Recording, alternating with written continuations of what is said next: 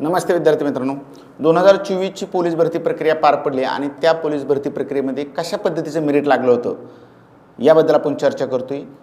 SC-BC म्हणजे Maratha caste या प्रवर्गाचं सर्वसाधारण पुरुष गटाचं मेरिट कसं लागलं होतं आणि कोणतं जिल्हा त्यांच्यासाठी सेफ राहिलं होतं आणि कोणतं जिल्हा टफ राहिलं होतं ते आपण पाहतोय। छत्रपती संभाजीनगर रेल्वे, कोल्हापूर आणि धाराशिव या जिल्ह्यांचं मेरिट सर्वाधिक लागलं होतं, म्हणजे 136 वर मेरिट जाऊन थांबलं होतं। SC-BCचं महाराष्ट्रातलं हे सर्वात टफ मेरिट मानलं जातं। त्याच वेळेस यवतमाळसारखा जिल्हा आहे जिथं फक्त 84 मार्काचा SC-BCचा मुलगा आता पोलीस दलामध्ये भरती आहे। भंडारासारखा जिल्हा आहे जिथे 101 मार्काचा मुलगा पोलीस दलामध्ये भरती आहे, पण जळगाव असेल, ठाणे शहर असेल या ठिकाणी 130 मार्क पडून सुद्धा त्या मुलाला पोलीस होता आलं नाही, कारण मेरिट 133 वर जाऊन पोहोचलं होतं।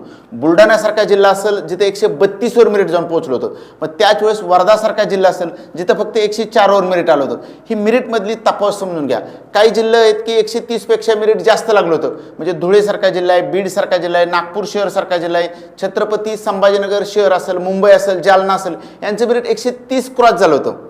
अशा पद्धतीचे मेरिट। आणि त्या ठिकाणी यवतमाळचे मेरिट आपण पाहिले की फक्त 84 वर आलं होतं। गोंदिया असेल, सोलापूर शहर असेल यांचे मेरिट 109 वर आलं होतं। हे मेरिटमधली तफावत समजून घ्या। फक्त पेपर सोपा आहे का अवघड आहे याच्यावर मेरिट ठरत नाही, त्याला इतर भरपूर घटक कारणीभूत असतात। ते आपण पुढे नंतरच्या व्हिडिओमध्ये पाहणार आहोत। धन्यवाद।